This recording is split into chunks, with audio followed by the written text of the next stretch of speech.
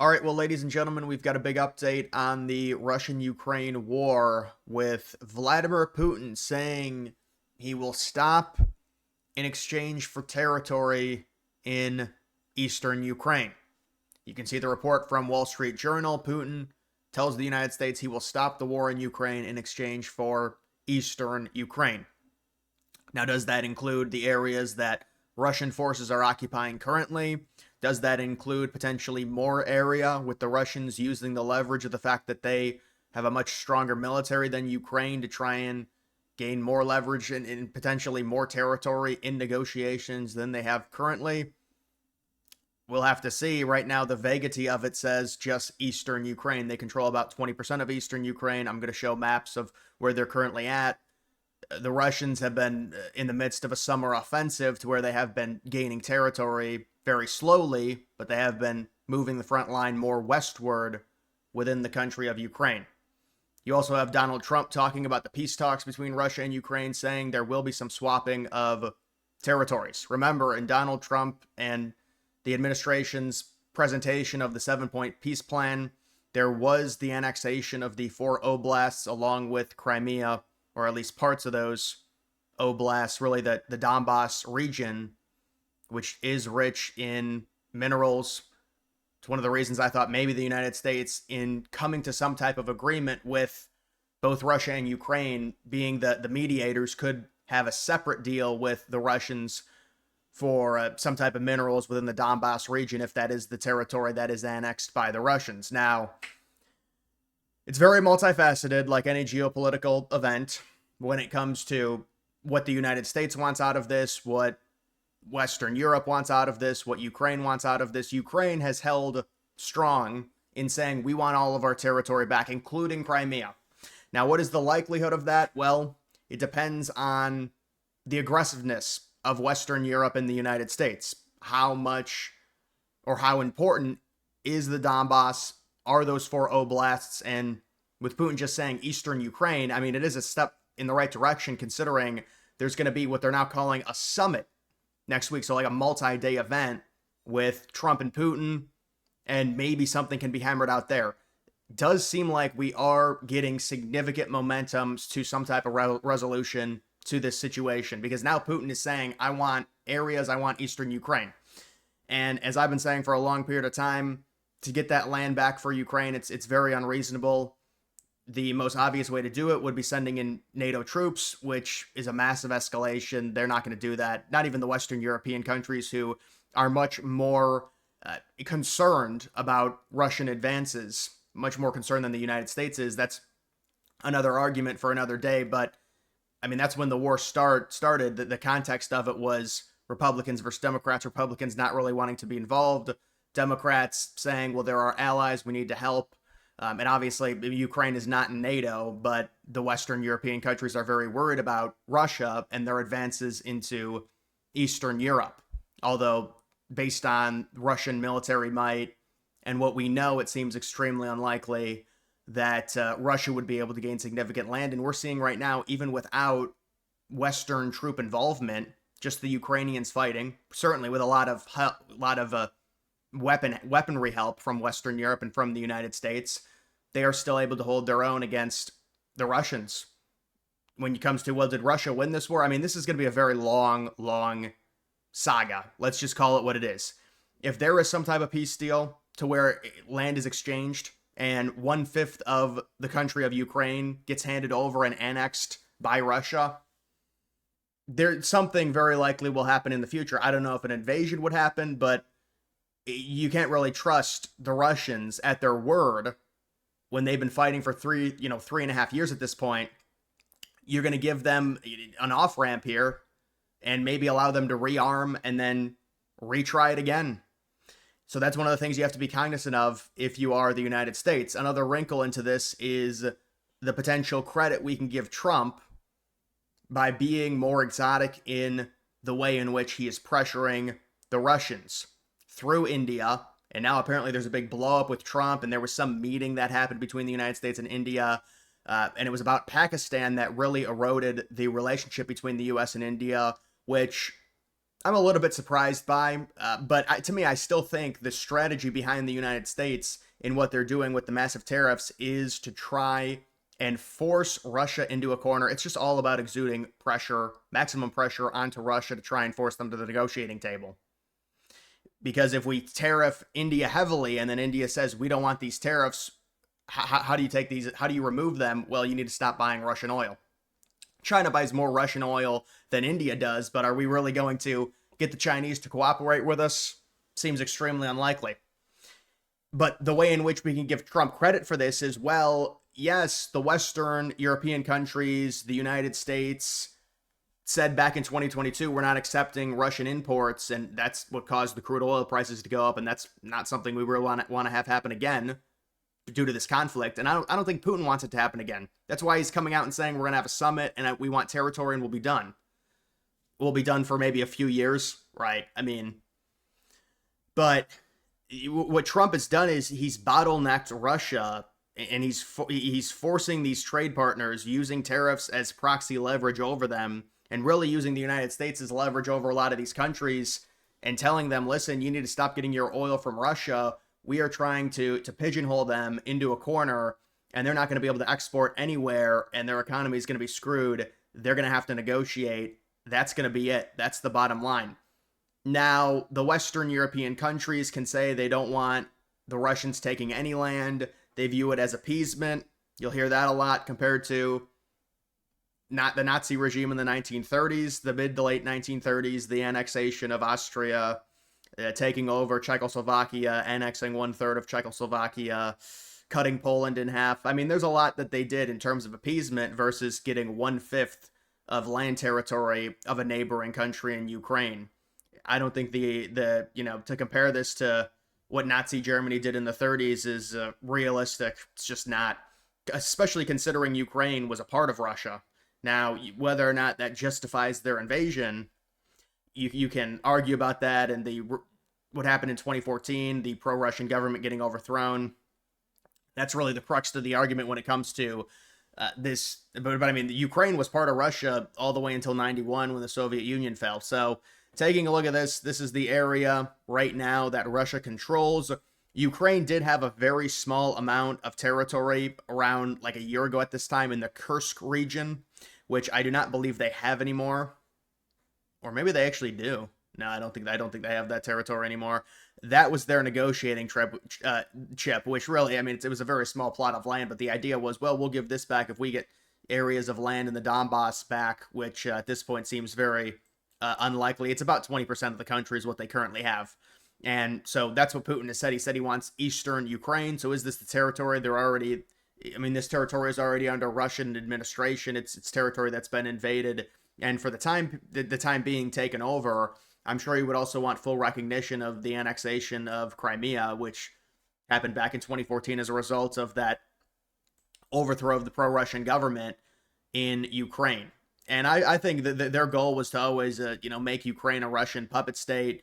They probably wanted more land, but at a certain point, especially with Trump saying that he's really in this and he's helping these NATO countries out, this is Putin realizes that, well, if they're going to be rearmed, maybe we should just cut our losses and stop exuding energy, trudging forward and gaining 20 or 30 miles, in the span of a month or two, or whatever it is, and let's just end it here and take the land that we can get. But I mean, they obviously want influence into Ukraine again, like they had prior to 2014. So I think that's the reality on this situation. And will Trump be able to negotiate some type of peace deal? I'm not going to hold my breath. You've also got this. India has halted plans to buy new U.S. weapons after Trump imposed 50% tariffs on all Indian goods. So Trump's now raised it to 50%. It was 25%, then 35%. Now it's 50%. Reuters says that a planned visit by a minister to Washington has been canceled. It says under Trump, the U.S. is alienating our allies and partners. Now, that's not what's happening. Oh, this is the Republicans. This is an anti-Trump account. That's not what's happening. The argument here would actually be the Western European allies they like what Trump is doing. Trump is doing this because he's trying to force Russia into a corner. And obviously, the Western European countries who the liberals put on such a pedestal, like the UK, France, Germany, they want Russia to be bottlenecked. And so the idea is when Trump is trying to force India to stop buying the oil from Russia by heavily tariffing them and saying you want these tariffs removed, you need to stop buying it. So they're reading this, these anti-Trump accounts. It's just like liberal slop. But oh yeah, do you know why Trump is doing that? I guess maybe they don't know why. But the point is, I think this is moving in a direction. I mean, you don't want to say it because we've been talking about this before, but I think it's moving in a direction to where it seems like Putin is more open. And with the report, well, Putin wants territory in eastern Ukraine. Okay, that's obvious. They already have territory. They haven't annexed it yet. There's still a war going on, but that would be the peace agreement. And Trump's already discussed the fact that there will be territory exchanges. Now, the liberal argument and the European argument would be, well, you can't reward Russia. They invaded a sovereign nation. Well, I mean, listen, you would think if you really want that land back, that's really a European fight. I mean, because that is troops or that is some type of... See, this is the thing. And I think Trump knows this. We're not going to destroy energy prices in the name of Ukraine again. We're not going to do that. Now, Trump can threaten it with all these sanctions and things like that. Let's not do that. Let's not set back the energy prices by a year and a half to try and...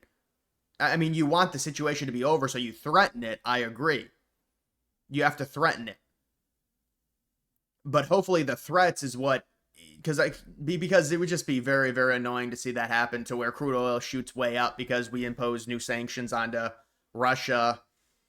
I mean, if it's only for a very short period of time, to where maybe you sanction them for a few days and there's a peace deal that gets worked out just to make sure the pressure is on, we'd be open to something like that. But the prolongedness of the sanctions it's a big issue. I mean, are we going to sacrifice that? Are we going to sacrifice with the way energy is acted under Trump? Is that really something? I mean, it was like the Iran situation for a little bit, thinking about that, and it didn't materialize. Thankfully, it was only 12 days, and the United States was really only involved for a few hours.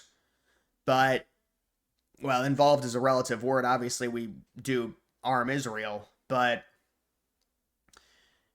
with this situation, listen, there is momentum. And now you've got Putin saying, we're going to have a summit. I want this territory in eastern Ukraine. I don't know what people are expecting. Do they expect Ukraine to get that territory back? How are they getting it back? You would think they should be angry at the Western European leaders for not pushing harder, because there has to be troop involvement to get that territory back. Or what's going to happen is we have to try and brute force and destroy Russia's economy to basically make the Russian government capitulate and say, okay, we cannot deal with this current economic situation. We need everything lifted. But even that, I mean, they hit them really hard in 2022. These would be even heavier sanctions. We need everything lifted and we'll return back. Or I guess you could threaten to nuke them. You could make a bunch of threats and maybe that would scare them. Although I don't know would that really do anything? I mean, there's limited things you can do. I mean, technically, yeah, if you really wanted to brute force that land back, it is possible. But is it worth the risk? Absolutely not. That's why these Western European countries have not sent any troops in. It's just not worth the risk. So that's the current situation. The meetings are happening next week. Hopefully this is it. It's been a long time coming. Trump potentially, this is really great how we can swing this and use the dynamic of Trump pressuring some of these other countries and possibly even some other things. They're not going to be too happy if there is annexed territory. But again, how do you expect to get that territory back? I would say under Biden, why didn't they push harder to get that territory back? How does that territory return to Ukraine outside of completely destroying energy prices for months, global energy prices? Because then nobody can buy Russian oil and you basically alienate them and exile them until they say, okay, we'll leave. So it's or you send in troops and do some type of aggressive, action. Ukraine does not have the troops to reacquire that territory. So how does that territory come back to Russia or come back to Ukraine without some type of serious intervening that would probably affect U.S. domestic markets significantly? For months, do we want our economy to be affected by a war that is slogging right now The front line is barely moving. It's a European conflict. We really are not interested in that. That's why you look at these sanctions and it's like, yeah, we can say we're going to put the sanctions on because Putin is not cooperating. And if you want the war to end, both sides have to cooperate. If one of the sides is not cooperating, even if the Republicans say they're more pro-Russian or they want to stay out of it, if Trump wants to end the war and one of the sides is not cooperating, there has to be pressure exuded onto that side. So that's what's going on. And let's just hope, you know what, I'm going to listen to see what Trump says with this. Let's see what Trump says. You're looking at territory that's been fought over for 3.5 years with, a lot of Russians have died, a lot of Ukrainians have died. So we're looking at that, but we're actually looking to get some back and some swapping. It's complicated. It's actually nothing easy. It's very complicated, but we're going to get some back. We're going to get some switched. There'll be some swapping of territories to the betterment of both. And but we'll be talking about that either later or tomorrow or whatever. Yeah, please. So Trump hints, well, there's actually going to be Ukraine territory that could be returned to Ukraine in the form of swapping. So maybe that'll happen, and that would be a really good deal for Ukraine, because you think, well, Ukraine cedes territory in certain areas, but then they maybe gain territory. If that's what he's referencing, the idea of swapping territory within the border, maybe. And he also said, well, maybe they will get some territory back. So, I mean, that seems like a pretty big win for Ukraine if that's what ends up happening. But you do have Putin saying he wants eastern Ukraine, which is very vague. It could mean just the areas they control right now, which is just 20%. It could mean less than 20%. It could mean more than 20%. I mean, in total, all of eastern Ukraine would be around 30% of the country, or I guess 25% of the country, depending on what you qualify as, being part of eastern Ukraine. But we'll have to see what ends up happening. I mean, that is a pretty encouraging statement by Trump, saying there's going to be swapping, potentially hinting at Ukraine getting some territory back. I mean, there are people that that think Russia is justified in this. I mean, this was Russian territory back, and then it was a puppet state until 2014, hundreds and hundreds of years. So, look, the point is, these Western European countries are very wary of Russia. They don't want Russia gaining territory. They think Russia is going to move on to the Baltic states, and it's this appeasement, and they don't want it. And so this could actually work out even better. They start swapping territories. You really don't know who wins. You could argue Ukraine won, and so these people aren't too angry. Not that it really matters. I mean, you just want the war to be over. But in terms of Trump taking over the situation, it's not like Russia has, even with the arms that Trump delayed giving to Ukraine, Russia really hasn't, it's not like they've gained vast amounts of territory. It's been a very, very slow war. So Putin is now signaling he's ready to stop the war, but it has to be in exchange for eastern Ukrainian territory that they probably already control. And so maybe they're in such a dire strait, and you could argue maybe there's more NATO leverage here to try and take back some territory just through the idea that the Russian military is in a weaker spot. Would Russia be open to that? I guess it depends on the territory that they view as valuable versus not so valuable with land swaps. Because they might have territory right now that they're not all that interested in. Maybe they haven't captured other territory that they want. So maybe there's some type of swap that happens there, if that's what he's referencing. Maybe he's also referencing Ukraine could get back parts of the oblasts because the Russians at this point. But I mean, all I've heard is, and you would think that Russia has all the leverage in this situation. Now, it's relative, because if NATO actually got involved, they would not have leverage. But with NATO being hands-off, technically hands-off, I mean, they are sending them supplies. Russia's military is stronger than Ukraine's military, so how does Russia not have the leverage in that scenario, outside of maybe their military being exhausted and Russia exuding resources significantly? But you would figure, I mean, even if that happened, they would still have the advantage over Ukraine, just in terms of sheer numbers, in terms of sheer military budget, even with Ukraine getting all the help from the Western allies. So, I mean, there's a lot to think about. They end up doing this. There'll be some territory swaps here and there, and you'll take it as a win. And they'll say, well, this is not going to be the end of it. You're just delaying it. And it's like, well, what do you want us to do here? Like, they wanted them to wait it out and say, keep fighting, keep fighting. The Ukrainians don't want to keep fighting. They're exhausted. The Russians are exhausted. Let's come to some type of agreement. Let's set up some type of deal or something. I don't know if they would do a DMZ. I heard they weren't going to do one. But there has to be some type of, you have to at least try some type of deterrent from this restarting, because everyone's just going to say, and they're going to scream, well, you don't do a deal with Russia. They're untrustworthy. They're just going to rearm and reinvade in 3 years. Well, okay, then what are we supposed to do?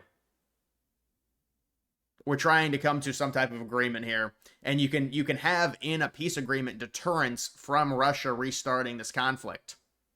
You could put that in agreement. So, and I'm not saying they're not going to restart it. I'm not saying they're trustworthy. I'm just saying from a realistic point of view, what are your real options here? I mean, Trump is threatening Russia, even more so than, well, I wouldn't say more so because the sanctions haven't officially went on. But he's telling other countries, we're going to tariff you if you buy Russian oil. Eastern countries. That's an escalation from what the Western countries were doing even in 2022, 2023 when it was raw and the invasion was happening in real time. Now we've been desensitized to it. It's over 3 years.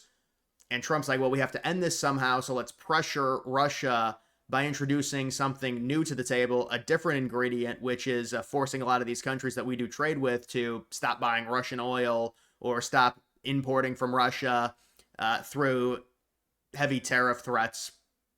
Trump uses tariff threats. Really, the tariff threats mainly are to force action of other countries. That's why liberals always say, well, he tacos, he flips a lot.